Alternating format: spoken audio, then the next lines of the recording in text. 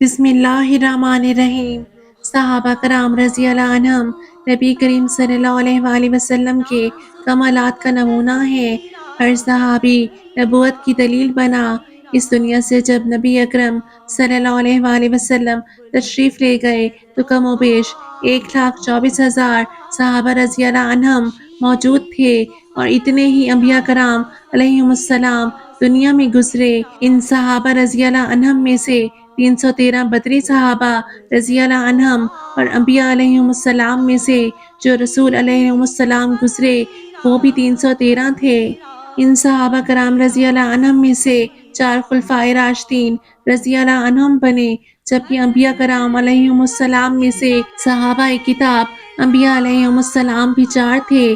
تو معلوم ہوا کہ جب نبی اکرم صلی اللہ علیہ وآلہ وسلم اس دنیا سے تشریف لے جانے لگے تو آپ صلی اللہ علیہ وآلہ وسلم نے 1.25 انبیاء کرام علیہم السلام کے کمالات کو صحابہ کرام رضی اللہ عنہم میں منتقل کر دیا۔ اس لیے ہر صحابی رضی اللہ عنہ کسی نہ کسی ایک نبی علیہ السلام کی کمالات کا وارث بنا۔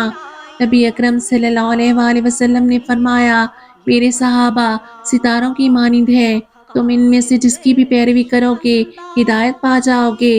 ایک اور جگہ پہ ارشاد پاک ہے، سب کے سب صحابہ رضی اللہ عنہم عدل کرنے والے تھے۔ یہ وہی حضرات تھے جن کے سراپا کے بارے میں تورات اور انجیل میں بھی علامات آئی ہیں۔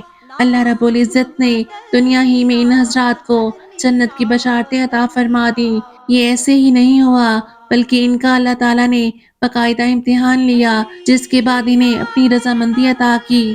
صحابہ کرام رضی اللہ عنہم کے بارے میں ارشاد باری تعالیٰ ہے، یہ وہ لوگ تھے جن کا امتحان اللہ نے لیا، اور امتحان تقویٰ کا تھا۔ پھر صحابہ کرام رضی اللہ عنہم کے بارے میں ارشاد باری تعالیٰ ہے، وہ پکے سچے مومن ہیں۔ نماز کی پابندی کیجیے۔ اللہ پاک ہم تمام مسلمانوں کے لیے اپنی رحمتوں کے در کھول دے، آمین۔